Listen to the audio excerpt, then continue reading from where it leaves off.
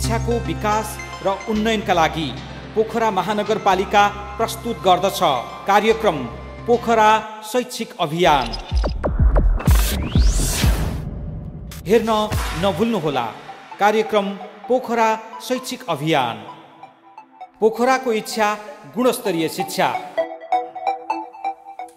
पोखराको इच्छा गुणस्तरीय शिक्षा। दर्शकवृन्द नमस्कार। कार्यक्रम पोखरा शैक्षिक अभियानको साथमा उपस्थित छु म जीवन सुवेदी। लामो समयको लकडाउनले विद्यार्थी वर्गमा अभिभावक वर्गमा परेको असरलाई मध्यनजर गर्दै पोखरा महानगरपालिकाले यो कार्यक्रम यहाँहरूको माझमा प्रस्तुत गरिरहेको छ।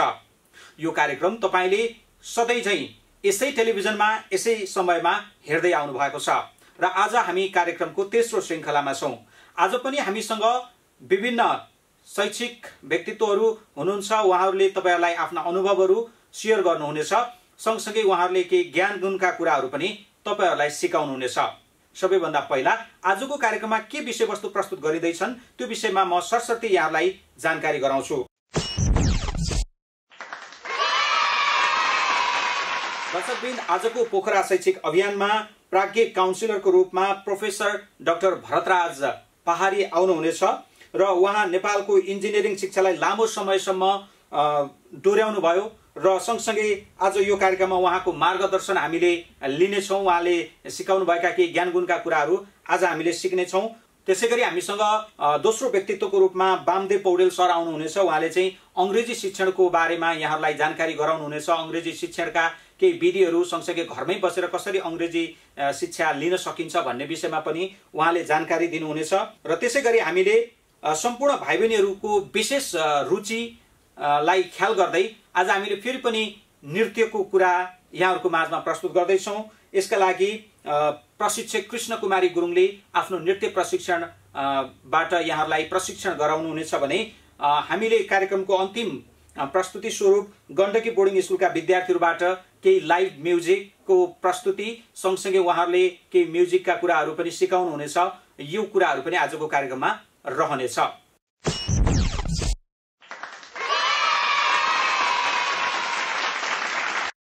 दर्शकवृन्द, कार्यक्रमको सुरुवातमा आज हामीले प्रोफेसर डाक्टर भरतराज पहाडीलाई प्रस्तुत गर्दैछौँ। हेरौँ उहाँका यी अनुग्रही कुराहरू।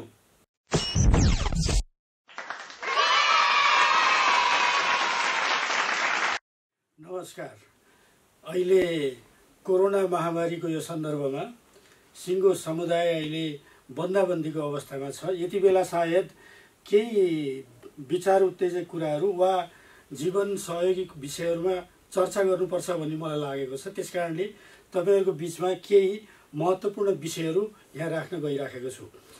अहिले विश्वभरि नै कोरोनाको आक्रमण महामारीको रूपमा भएको छ। यति बेला हाम्रो देशमा पनि 1 महिनाभन्दा बेसी हामी बन्दाबन्दीमा गइसकेका छौँ। यति बेला के कुरामा ध्यान दियो भने जीवनलाई सृजनात्मक ढङ्गले अगाडि बढाउन सकिन्छ, विद्यार्थीको जीवनलाई प्रभावकारी बनाउन सकिन्छ, घरभित्र हामी अभिभावकहरूले जीवनलाई प्रभावकारी बनाउन सकिन्छ भन्ने विषयमा म केही कुराहरू राख्न अनुमति माग्दछु। साँच्चै जीवनको कुरा गर्ने हो भने असल मान्छे कसरी बन्ने भन्ने कुरा महत्त्वपूर्ण कुरा हो। अहिले हामीले यति बेला असल मान्छे बन्ने भन्ने कुरामा ध्यान दिन सक्यौँ भने सायद हाम्रो आउँदो जीवन प्रभावकारी हुनेछ भन्ने मलाई लाग्छ।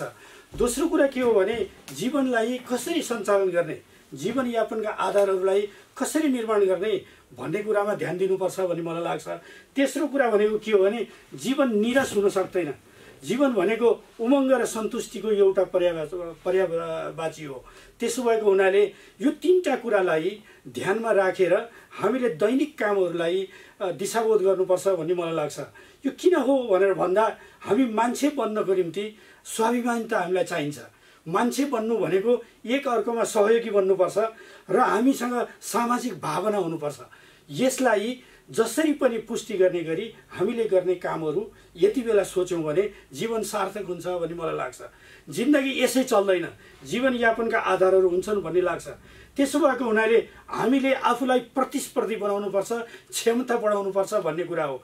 जीवनयापनको निम्ति महत्त्वपूर्ण कुरा के हो भने यो प्रतिस्पर्धी बन्नको निम्ति ज्ञान र सिप जरुरी हुन्छ भन्ने कुरा हो। त्यसो गरेर मात्र पुग्दैन।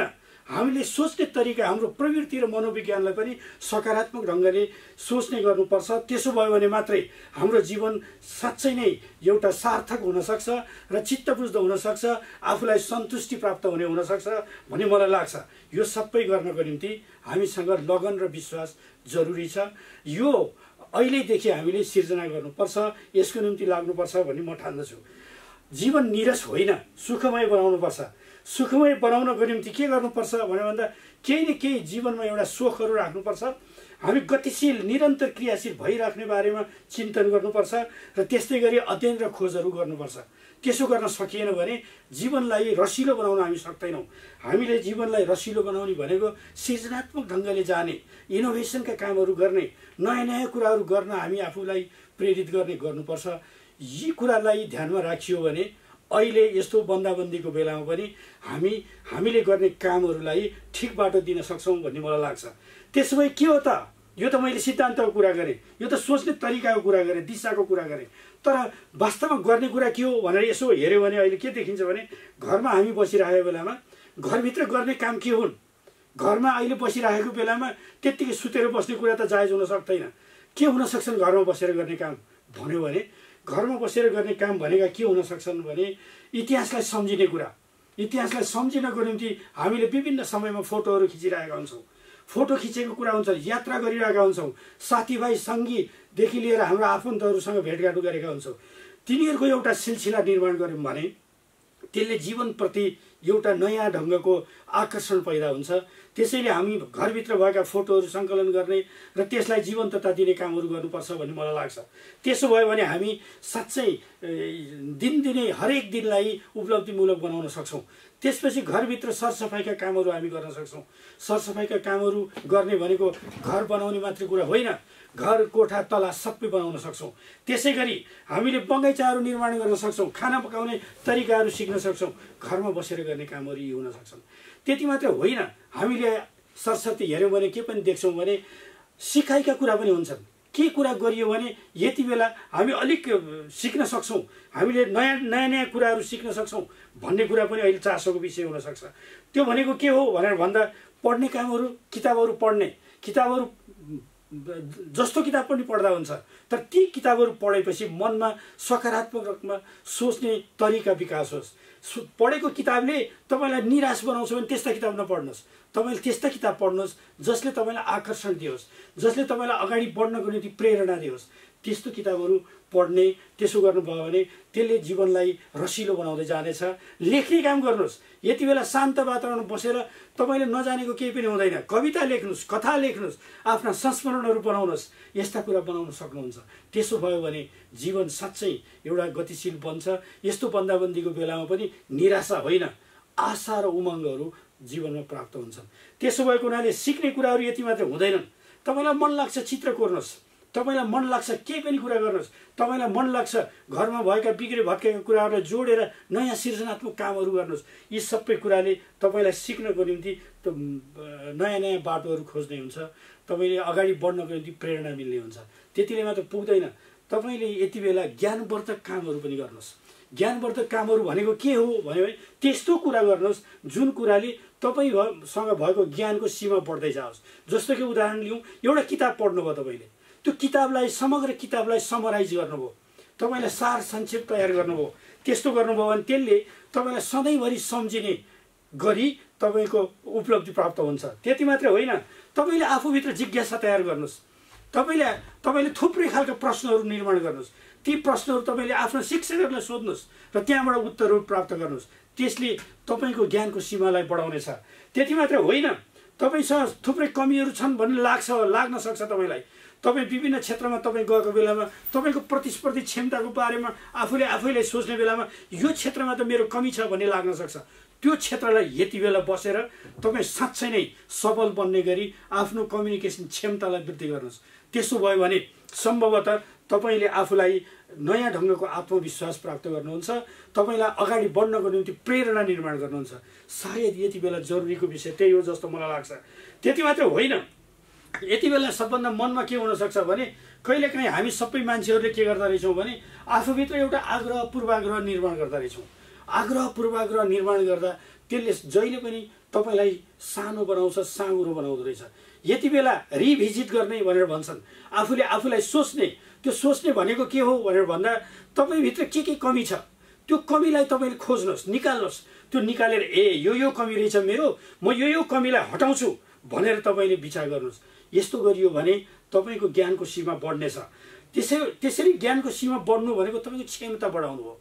अब त्यति मात्र होइन, तपाईँले अर्को कुरा पनि ध्यान दिनुपर्छ। के भने यति नै बेला सोच्नुपर्ने कुरा के हो भने विगतमा त्यस्तो हुँदैन थियो, अब सोच्ने बेला कस्तो आयो भनेर भन्दा भोलि मैले कस्तो पेसा र व्यवसाय गरेँ भने मैले जीवनलाई साँच्चै सुखमय बनाउन सक्छु भनेर अहिलेदेखि सोच्नुहोस्। विभिन्न खालका तपाईँले सूचनाहरू सङ्कलन गर्नुहोस् र अहिले नै तपाईँले के बनाउनुहोस् भने यो बन्दाबन्दीको बेलामा, घरमा बसिरहेको बेलामा भोलिको मेरो पेसा र व्यवसाय कस्तो बनाउने भनेर आजका विद्यार्थी तपाईँहरूले बनाउनुहोस्।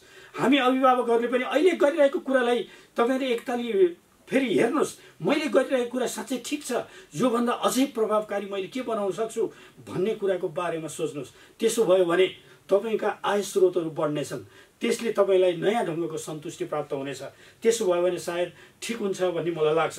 अहिले अर्को कुरो पनि म देख्छु, धेरै मानिसहरूमा के हुन्छ भनेर भन्दा भने कसैको पनि विषयमा चर्चा गर्नु पर्यो भने पहिला नकारात्मक कुराबाट सुरु गर्ने।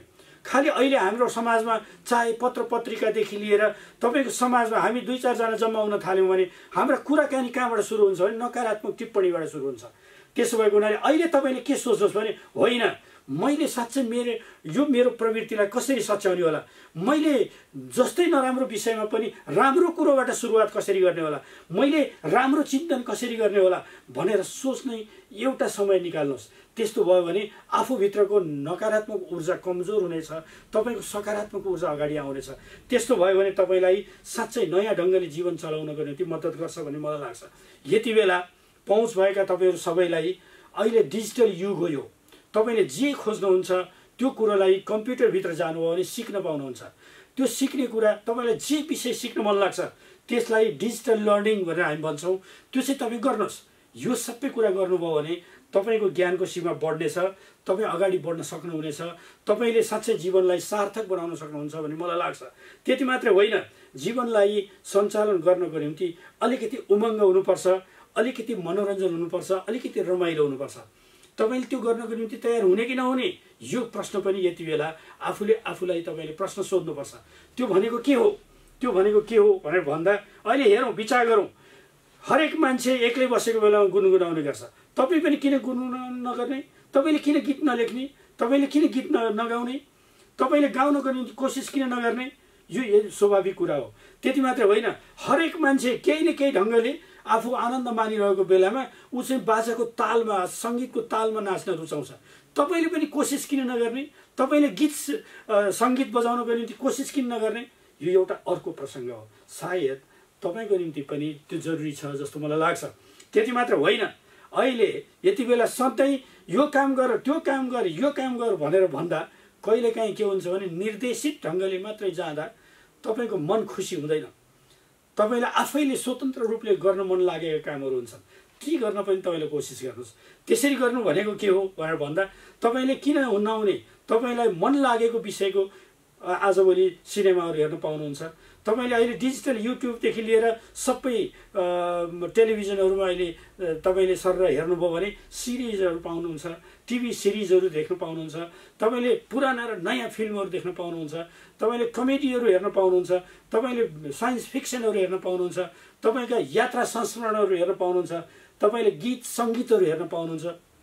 तपाईँले त्यो एरियामा किन नजाने? तपाईँ जानुहोस् त्यसमा। त्यसो भयो भने सायद तपाईँले आफूभित्र एउटा नयाँ ढङ्गको रोमाञ्चकता, तपाईँको एउटा उमङ्ग प्राप्त गर्नुहुन्छ। तर के चाहिँ नगर्नुहोस् भने सोफामा बस्ने, एकदम लडीगुडी खिच्ने, अनि खालि सिनेमा मात्रै हेरेर बस्नेलाई यसलाई के भनेर भन्छ भने अङ्ग्रेजीमा यसलाई काउच पोट्याटो भनेर भन्छन्। त्यसो चाहिँ नगर्नुहोस्। तपाईँ खालि बढीभन्दा बढी समय सोफामा बस्ने, पल्टेर बस्ने, अनि त्यो पल्टेर नै सबै कुरा फिल्म हेरेर बस्ने, यसरी हुँदैन। जीवन गतिशील हुनुपर्छ, तपाईँको शरीरलाई चलायमान गर्नुपर्छ, चलायमान गर्ने गरी हेर्नुहोस्। यसरी हेर्नुभयो भने सायद तपाईँले मनोरञ्जन गर्न सक्नुहुन्छ भन्ने मलाई लाग्छ। आजभोलि अहिले धेरै मानिसहरूले प्रयत्न गरिराखेको म देख्छु। त्यो प्रयत्न गरिराखेको कुरा के हो भने मानिसहरू अब विभिन्न ढङ्गको कसरतहरू गरेर शरीरलाई स्वस्थ बनाउनुपर्छ भनेर सोचिरहेका छन्। यो कोरोनाको बेलामा सबभन्दा ठुलो कुरा के पनि हो भने तपाईँको प्रतिरोधी क्षमताको विकास गर्ने कुरा पनि हो। जसको शरीरमा उसको रोग प्रतिरोध गर्ने क्षमता छ तिनीहरूलाई कोरोनाले केही पनि नापेको छैन। तर जो मान्छेसँग प्रतिरोध गर्ने क्षमता छैन उनीहरूलाई यो कोरोनाले पनि प्रभाव पारेको छ, त्यसले पनि आक्रान्त बनाएको छ, उनीहरूलाई बिरामी बनाएको छ। अहिले हेर्नुभयो भने यो कोरोना मात्र होइन, आउँदा दिनहरूमा पनि यस्तै महामारीहरू हुनेछन् र यस्तै ढङ्गको जीवन हामीले गुजार्नु पर्नेछ, यस्तै ढङ्गको बन्दाबन्दी आउने छ भन्ने कुराको अहिले मन मस्तिष्कमा राख्नु जरुरी छ। त्यसो भयो भने के हुनसक्छ भनेर भन्दा तपाईँले अहिलेदेखि आफूलाई तयार गर्न सक्नुहुन्छ। त्यो भनेको के हो भन्दा स्वास्थ्यको ख्याल गर्नुपर्छ। स्वास्थ्यको ख्याल गर्ने भनेको के हो भनेर भन्दा स्वास्थ्यसँग जोडिएका सबै कुरा उपचारका विधि मात्र हुँदैनन्, त्योभन्दा अगाडि प्रिभेन्टिभ ढङ्गले हामीले पूर्व तयारीका कुरा पनि हुन्छन्। अर्थात् हामीले सरसफाइदेखि कसरतको कामहरू गर्नुपर्छ। हामी पूर्वीय सभ्यता भनेको कसरतमा यो केवल क्लबमा जाने मात्र कुरा होइन। बन्दाबन्दीको बेला तपाईँ घरमै हुनुहोला, घरमै भइरहेको बेलामा तपाईँले के गर्नुहुन्छ भन्दा तपाईँले विभिन्न ढङ्गका कसरतहरू कोठाभित्र बसेर गर्नुहोस्, बाहिरपट्टि आँगनमा बसेर गर्नुहोस्, तपाईँ बगैँचामा बसेर गर्नुहोस्, जहाँ जहाँ खुल्ला ठाउँ छ घर वरिपरि त्यहाँ बसेर गर्नुहोस्। त्यो गर्न सक्नुहुन्छ। त्यस्तो भयो भने शरीर स्वस्थ हुन्छ।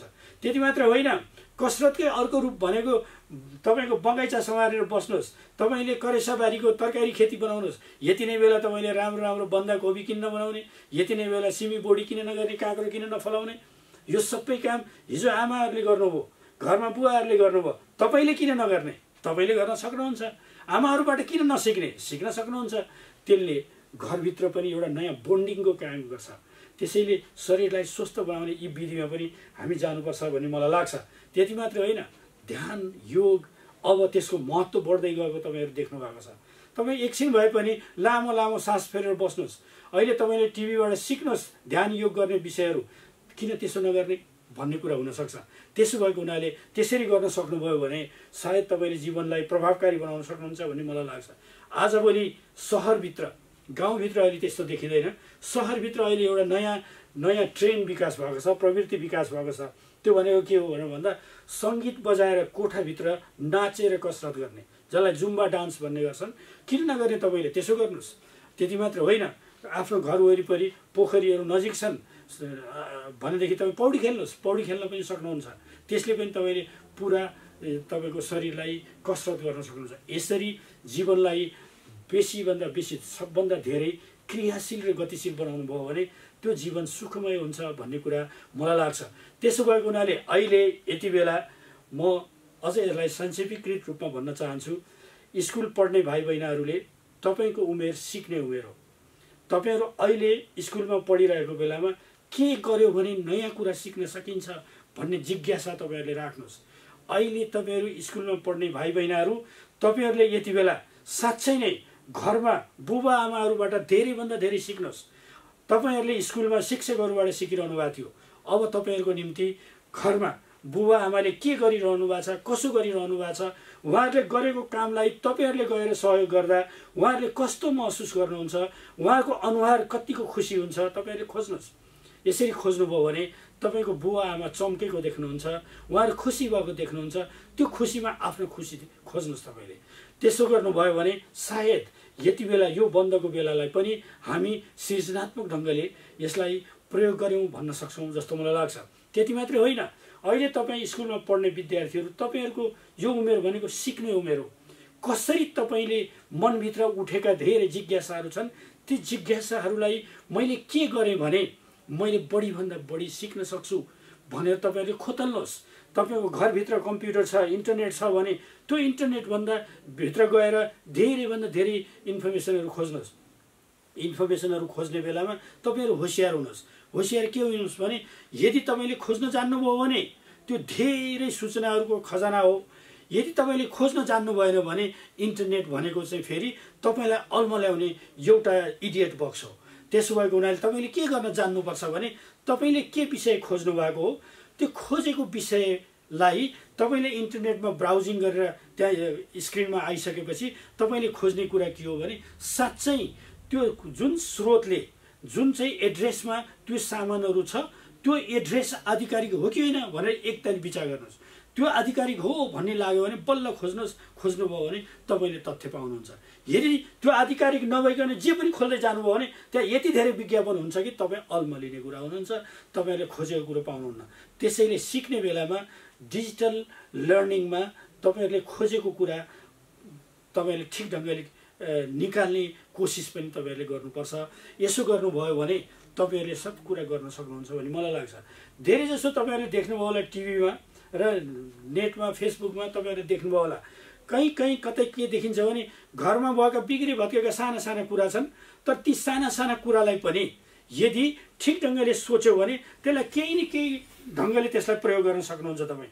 त्यसरी केही न केही ढङ्गले त्यसलाई प्रयोग गर्न सक्नुभयो भने घरमा तपाईँले आफ्ना सबै कुरालाई व्यवस्थित गर्न सक्नुहुन्छ, प्रभावकारी बनाउन सक्नुहुन्छ, तपाईँ सिक्नुहुन्छ। त्यसो भएको हुनाले मलाई लाग्छ सबैले यो बन्दाबन्दीको बेलामा जीवनलाई अझै सृजनात्मक ढङ्गले प्रयोग गर्नको निम्ति प्रयत्न गर्नुहोला। धन्यवाद।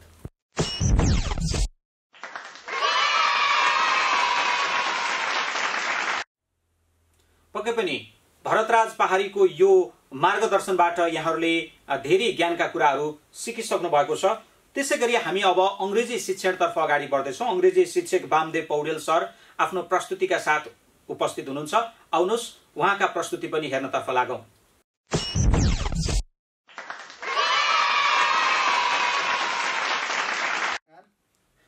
म वामदेव पौडेल, अहिले म श्री महेन्द्र माध्यमिक विद्यालय भलाममा अङ्ग्रेजी पढाउँछु। यसको अलावा म वेस्ट पोइन्ट चिल्ड्रेन एकाडेमीमा बिहानको त्यहाँ कार्यक्रम संयोजकको रूपमा पनि काम गरिरहेको छु। मैले 25 वर्षदेखि अङ्ग्रेजी विषय अध्यापन गर्दै आइरहेको छु।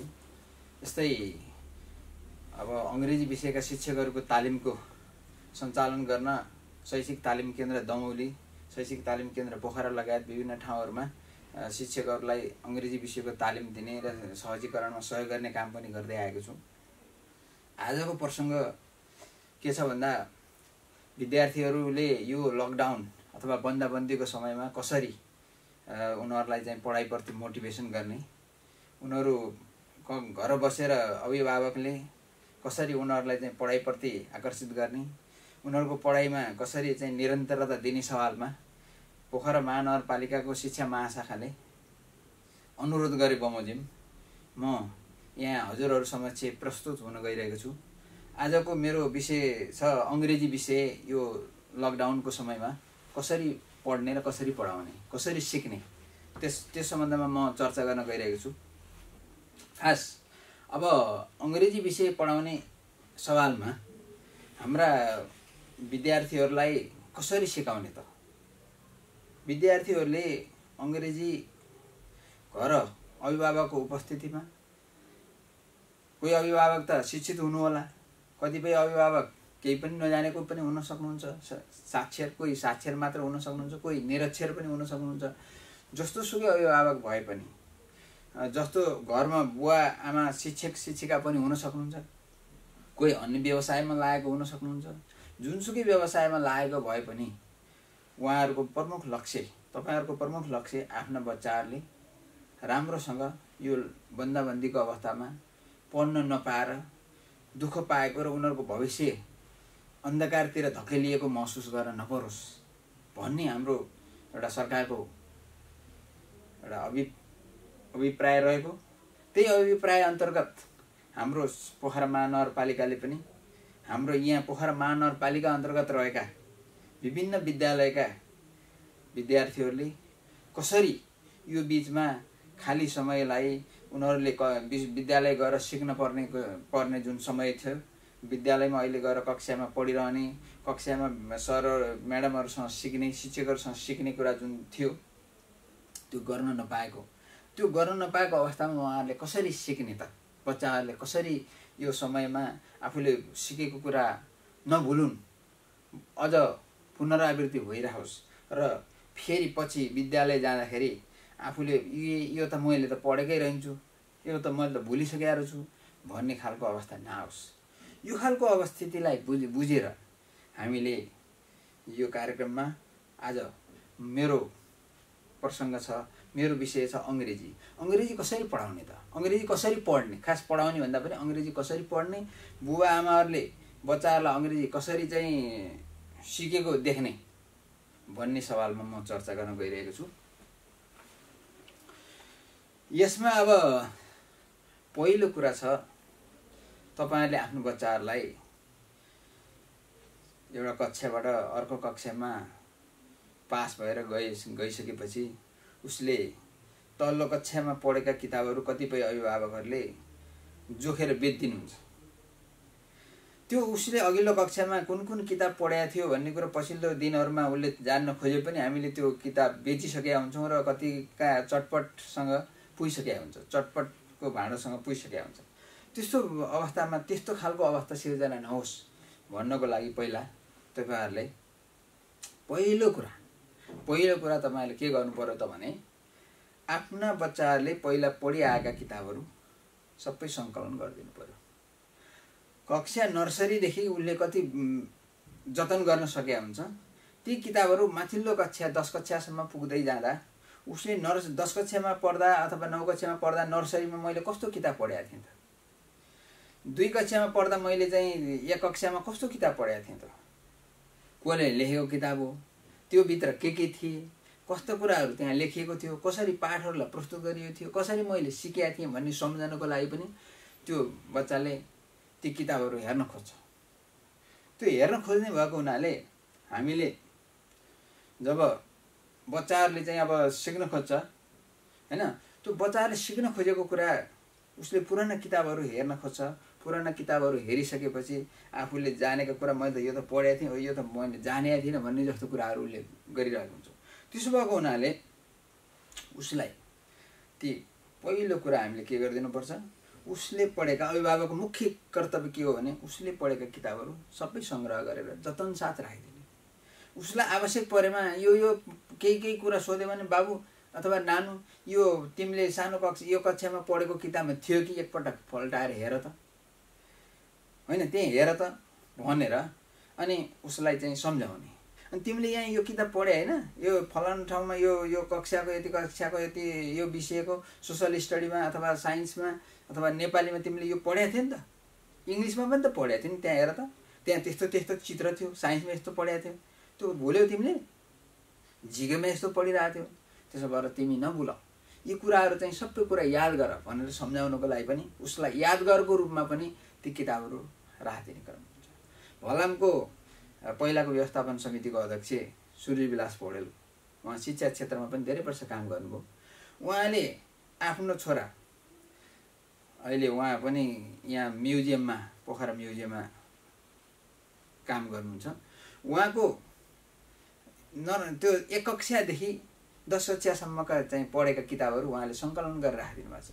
अनि त्यहाँपछि गए बेला देखाउनुहुन्छ मेरो बाबुले सानो कक्षादेखि यति कक्षासम्म यो किताब पढेको भने एउटा लाइब्रेरी बनाइदिनु भएको छ।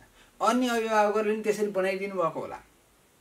यसको मतलब के हो भने त्यो ठुलो भइसकेपछि उसले आफूले बुवाले आमाले चाहिँ त्यो आफ्ना पहिलाका पुस्तकहरू सङ्कलन गरिराखेपछि उसले मैले यो पढेको थिएँ, कुनै बेला केही समय केही सम्झना आयो भने पुराना किताबहरू उसले पल्टाएर अनि त्यहाँ भएका चित्रहरू, त्यहाँ भएका पाठहरू, कथा कविता, अनि त्यसपछि चाहिँ त्यो व्याकरण अनि चित्रहरू, त्यसपछि अनि अन्य कम्पोजिसनका कुराहरू, म्याथमेटिकका प्रब्लमहरू, फिगरहरू के उसले त्यहाँबाट सिक्न खोजेको थियो नि, त्यो सानामा उसले कसरी सिकेको थियो सबै कुरा चाहिँ सबै कोही विद्यार्थी अपवाद बाहेक धेरै जसो विद्यार्थीहरूले सबै त्यो प्रत्येक कक्षाको सबै कण्ठ पारेको हुँदैन। यो तपाईँहरूले स्वीकार गरे नि गरोस्, नगरे नगर्नुहोस्, ध्रुव सत्य नै हो। चाहे A+ ल्याओस्, 4 GPA नै ल्याओस्, अधिकांश विद्यार्थीले सबै त्यहाँ किताबमा भएका A to Z आद्योपान्त सबै कुराहरू सबै जानेको हुँदैन। त्यो जानेको कोही विद्यार्थी हो भने त्यो अपवाद हो। तर त्यो विद्यार्थीहरूले ती किताबहरू राम्रोसँग हेर्यो कि हेरेन त?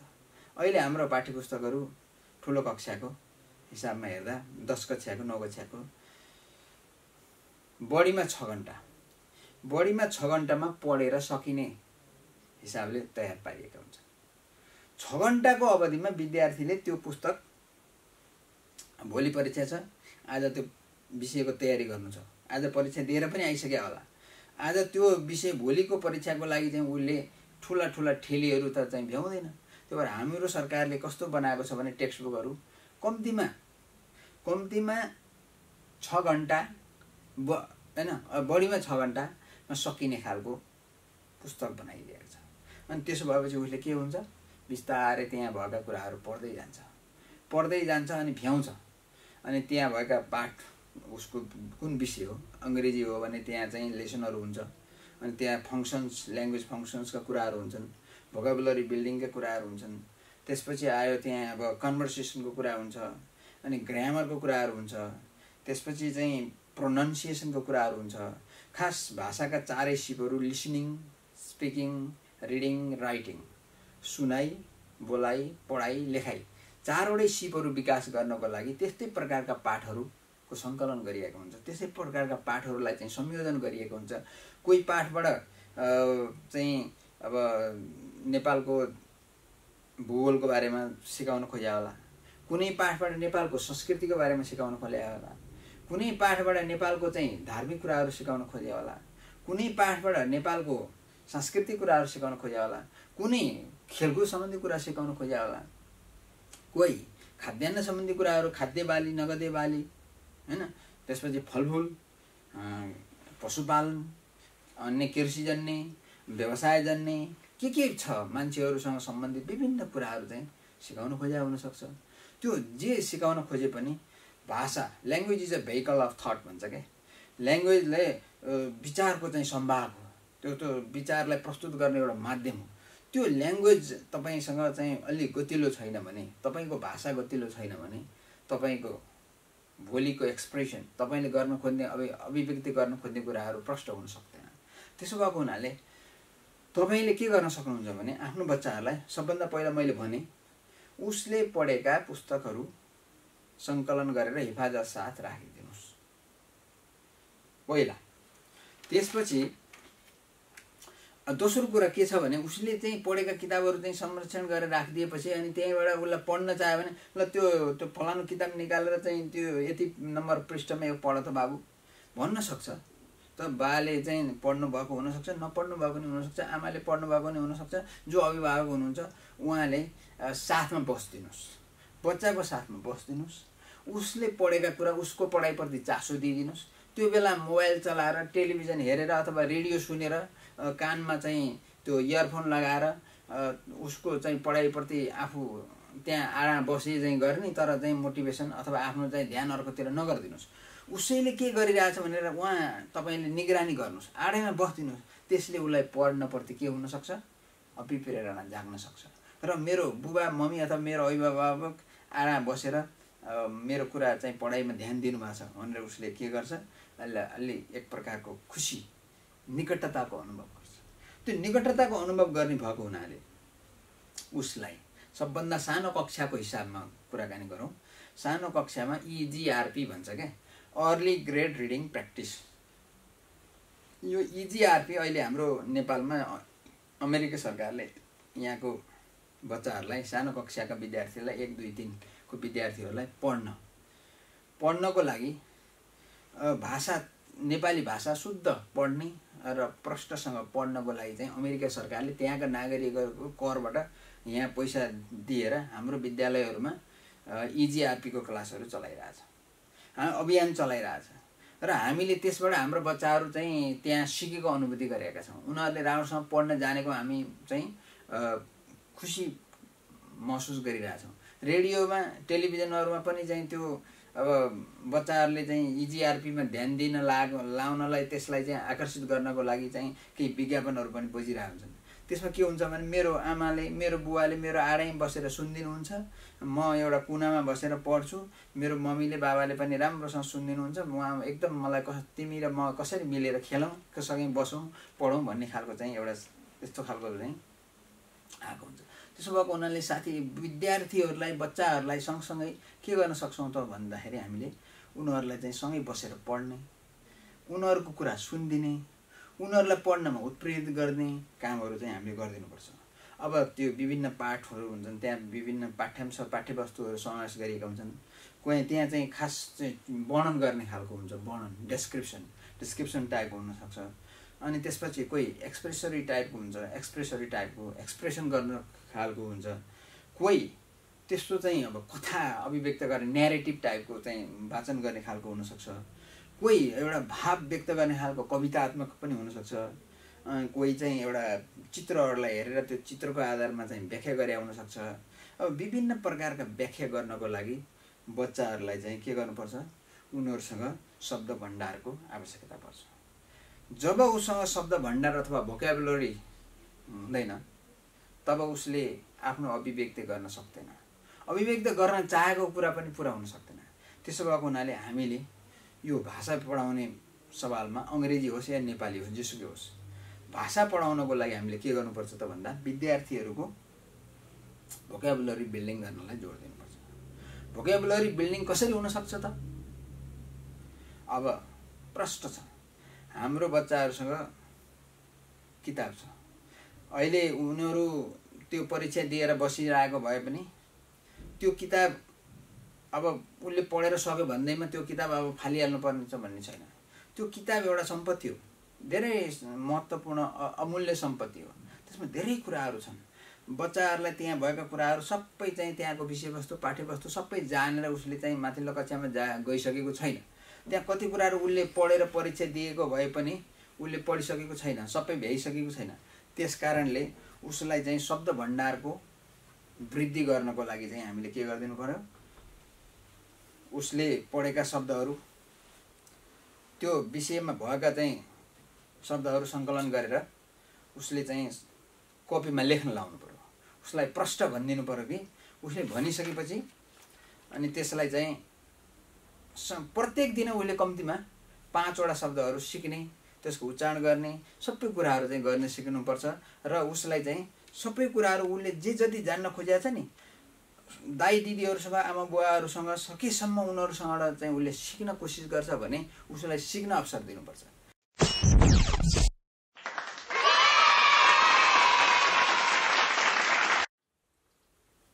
वामदेव पौडेल सरको यो प्रस्तुतिपछि अब भने हामी नृत्यतर्फ अगाडि बढ्दैछौँ। नृत्य प्रशिक्षक लामो समयदेखि उहाँ चाहिँ नृत्य प्रशिक्षिका रहेर विभिन्न विद्यार्थी भाइ बहिनीहरूलाई नृत्य सिकाउँदै आउनु भएको छ। प्रशिक्षक कृष्ण कुमारी गुरुङ उहाँले चाहिँ नृत्य सिकाउँदै हुनुहुन्छ। आउनुहोस् हामी पनि एकैछिन नृत्य सिक्नतर्फ लागौँ।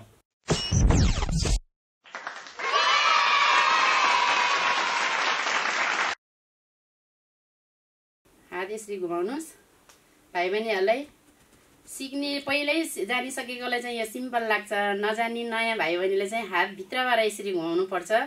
यसरी घुमायो भने उल्टो हुन्छ यो हात। हाम्रो हातको मुद्रा चाहिँ भित्रबाट लानुपर्छ, यसरी तलबाट। यो 1 2 3 4 यहाँ माथि लाने अनि आफ्नो हात जता जान्छ आँखा त्यतै लाने, फेरि यहाँ ल्याउने तल 1 2 3 4 माथि पुर्याउने। हात माथि पुर्यायो मात्रै स्टेप क्लियर हुन्छ।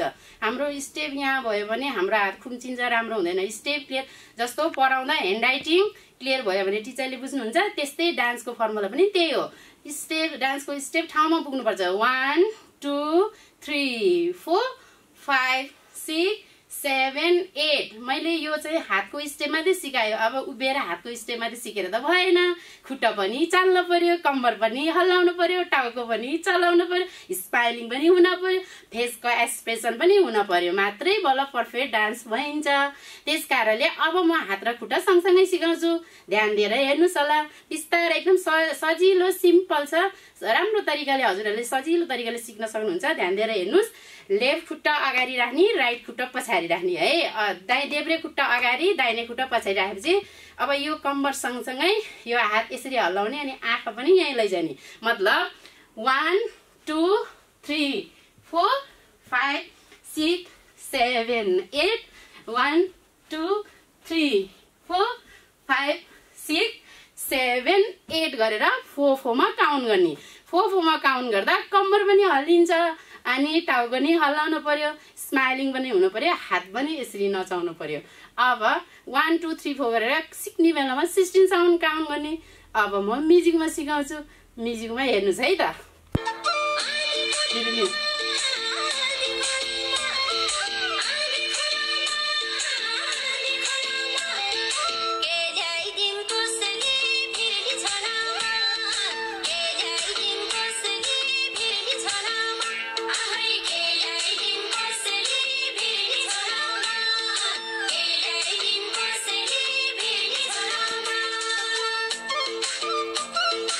भाइ बहिनीहरू मैले भर्खरै देखाएको डान्स हजुरहरूले चाहिँ हेरिराख्नु भएको छ होला। अब हजुरहरूले पनि घरमा धेरैचोटि प्र्याक्टिस गर्नुहोस्। एकैचोटि प्र्याक्टिस गरेर हुँदैन, यसलाई धेरैचोटि 16 चोटिसम्म प्र्याक्टिस गरिराख्नुपर्छ। प्र्याक्टिस गरे मात्रै बल्ल सक्सेस भइन्छ अथवा जानिन्छ। हरेक कुरामा चाहिँ प्र्याक्टिस इज द पर्फेक्ट हो। जति प्र्याक्टिस गर्यो हामी त्यति नै क्लियर हुन सक्छौँ। र भिर्ने झोला भन्दैमा झोलै भनेर देखाउनु नि पर्दैन। पहिलाको कन्सेप्ट कुन छ भने झोलै भनेर देखाउनु पर्छ भन्ने नि हुन्छ, तर झोला भनेर देखाउँदाखेरि चाहिँ अझै राम्रो हुन्छ। मैले चाहिँ झोला भनेर नदेखाइकन जस्तो आँधी खोला सिम्पल बेसिक स्टेप र डान्स कम्बरको स्टेपहरू मात्रै मैले हजुरहरूलाई दिइरहेको छु। अब आँधी खोला भन्दा त आँधी खोला हामीले देखाउनु पर्छ, तर मैले चाहिँ यहाँ देखाएको छैन। जसरी डान्स गरिनु हुन्छ हजुरहरूले चाहिँ आँधी खोलामा के ल्याइदेऊ कोसेली भिर्ने झोलामा, के ल्याइदेऊ कोसेली भिर्ने झोलामा गरे नि भयो। तर यसलाई के ल्याइदेऊ कोसेली भिर्ने झोलामा, के ल्याइदेऊ कोसेली भिर्ने झोलामा, यसरी सिक्न सक्नुहुन्छ। खुट्टा चाहिँ राइट खुट्टा अगाडि, राइट हेर्नु पछाडि, ताक ताक ताक ताक, यसरी सिक्न सक्नुहुन्छ है त। ध्यान दिएर सिक्नुहोस् होला भाइ बहिनीहरू। अघिको डान्सको स्टेप कतिको सिक्नुभयो हजुरहरूले, घरमा कतिको प्र्याक्टिस गर्नुभयो। अब चाहिँ मैले अर्को गीतमा फेरि हजुरहरूलाई चाहिँ स्टेप सिकाउँदा गइरहेको छु। स्टेप सिकाउनको लागि गीतको बोल छ पिरातीको मिठो तिर्साना भन्ने गीतमा चाहिँ म हजुरहरूलाई स्टेप थोरै सिकाउन चाहन्छु। पहिला चाहिँ मुखले सिकाउँछु, त्यसपछि चाहिँ फेरि म्युजिकमा गरौँला। फेरि ध्यान दिएर हेर्नुहोस् है त, ध्यान दिएर सिक्नुहोस् है। मिसले कस्तो सिकाउनु भएको छ ध्यान दिएर हेर्नुहोस् ल। अब 1 2 है, 1 2 राइट ह्यान्ड तलबाट, लेफ्ट ह्यान्ड फेरि माथि यताको साइडमा है। पहिला राइट ह्यान्ड माथि अनि पछि चाहिँ लेफ्ट ह्यान्ड माथि, अनि खुट्टा पनि चाल्नु पऱ्यो फेरि। 1 2 कम्बर पनि चलाउने। 1 2 3 4 5 6 7 8 यताबाट घुम्ने। फेरि घुम्दाखेरि चाहिँ पहिला राइटबाट ढल्केर घुम्ने। पहिला सुरुमा चाहिँ 1 2 3 4 5 6 7 8 9 10 11 12 13 14 15 16 यसरी सिक्नु 16 सम्म।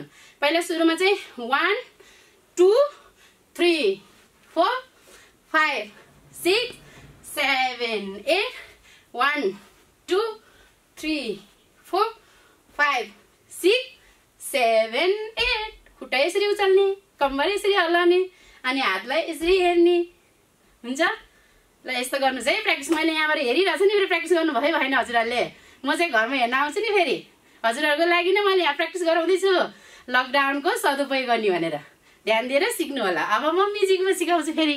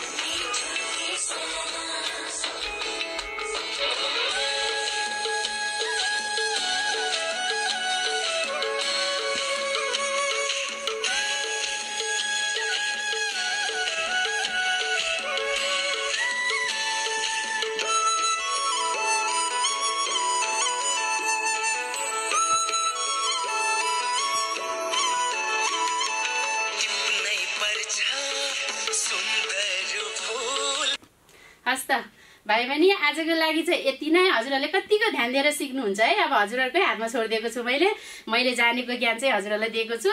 हजुरहरूले धेरैभन्दा धेरै प्र्याक्टिस गर्नुहोस् है। अनि म आजको लागि बिदा चाहन्छु, भोलि पर्सि आउनेछु। हस् त, नमस्ते, बाई बाई।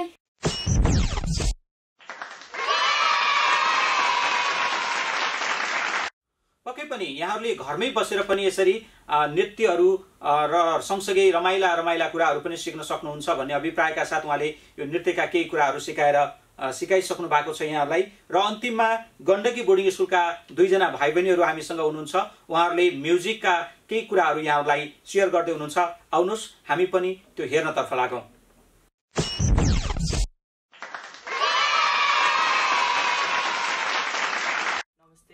रिभान्जङ थापा, म गण्डकी बोर्डिङ स्कुलको कक्षा 9 मा पढ्छु र आज चाहिँ म यहाँ क्याजन ड्रम बजाउन गइरहेको छु। यो चाहिँ मैले बजाउन थाले 4 वर्ष भइसक्यो र योभन्दा अगाडि चाहिँ मैले मादल पनि बजाउँथेँ। त्यही भएर यदि तपाईँहरूको घरमा मादल छ भने तपाईँहरूले मादलबाटै सुरु गरेर पनि यो सिक्न सक्नुहुन्छ। र अब चाहिँ म मेरो क्याजन ड्रमको प्रस्तुत गर्न गइरहेको छु।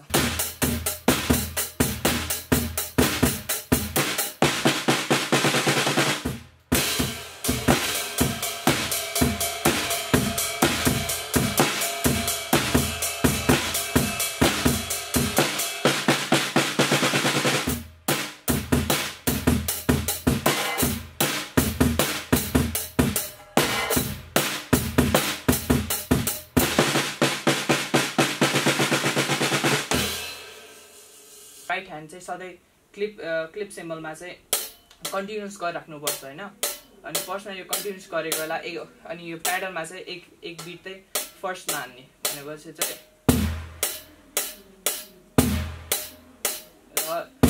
यो बिटलाई चाहिँ 4मा काउन्टिङ गर्ने र यसको चाहिँ यसलाई 4मा काउन्ट गरेर यसको 4 बिटमा चाहिँ यो पनि स्नेयर पनि हान्ने।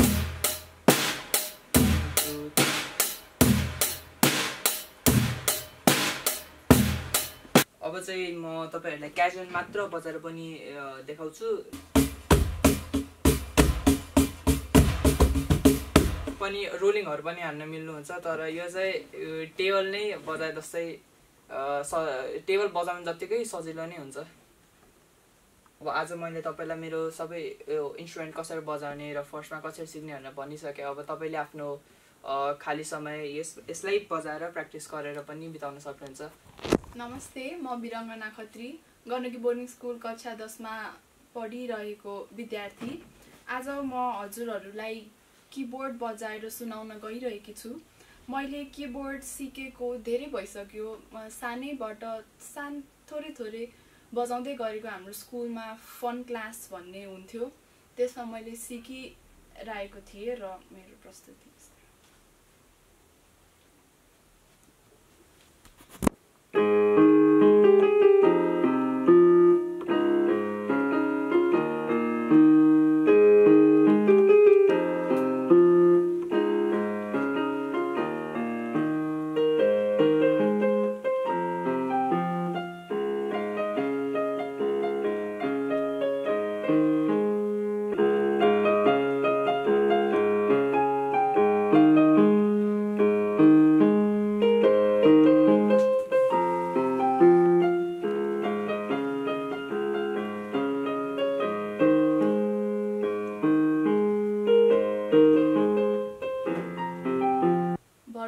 हजुरहरूलाई एउटा गीतको थोरै भाग सुनाए र म हजुरहरूलाई पनि किबोर्ड बजाउन सुरु कसरी गर्ने भनेर सिकाउँछु।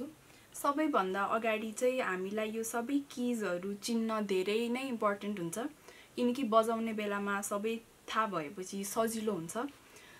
हजुरहरूले कहिलेकाहीँ युट्युब हेरेर पनि सिक्न सक्नुहुन्छ र यो सबैभन्दा सुरु चाहिँ यहाँ सीबाट हुन्छ।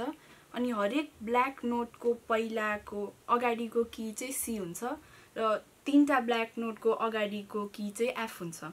त्यही भएर हजुरहरूले फर्स्टमा चाहिँ फिङ्गर एक्सर्साइज नै सिक्नुपर्छ र राम्रोसँग औँला चलाउन सिकिसकेपछि जस्तो पनि गीत बजाउन सकिन्छ।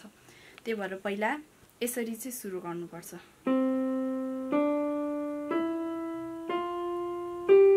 अब फेरि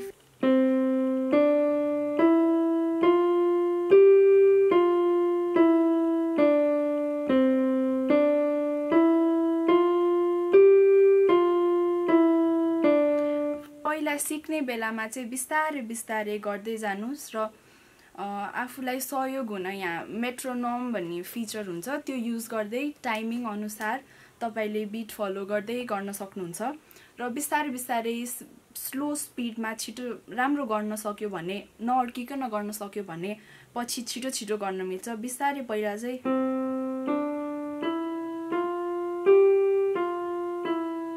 गर्न मिल्छ भने पछि इम्प्रुभ हुँदै गएपछि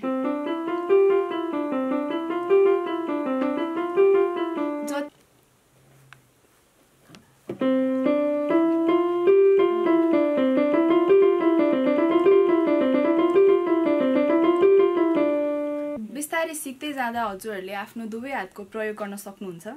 अनि त्यसरीको लागि चाहिँ हामीले अहिले सीदेखि जीसम्म बजाएको छौँ, त्यही भएर हामीले यहाँ सी र जी नै बजाउने छौँ अर्को हातले। अनि त्यस्तो गर्दा हामी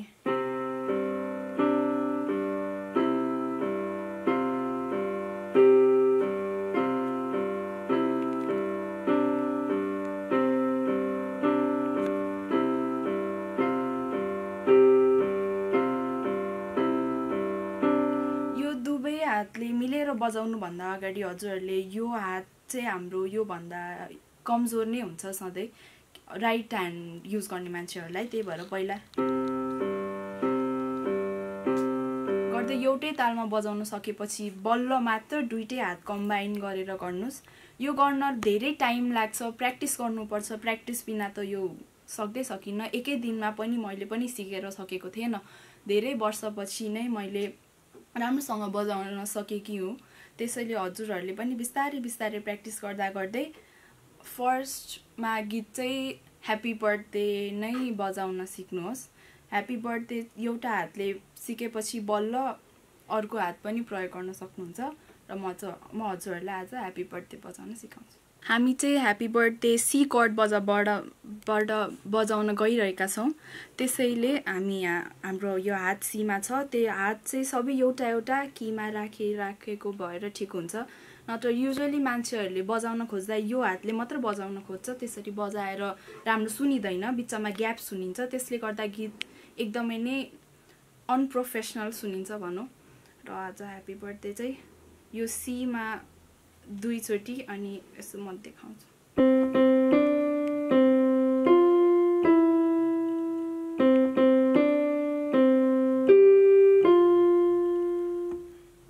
हजुरहरूले देख्नुभयो कि अहिलेसम्म त हाम्रो औँलाहरू यहीँ नै रहिरहन्छ, तर अबको अर्को भागमा चाहिँ हामी हाम्रो औँला एक्सटेन्ड गरेर लानुपर्छ। त्यो गाह्रो हुँदैन, त्यो यहाँबाट यहाँ, तर कान्छी औँला लयो भने त्यसरी नै अब हामीले गीत अगाडि बढाउनु पर्छ।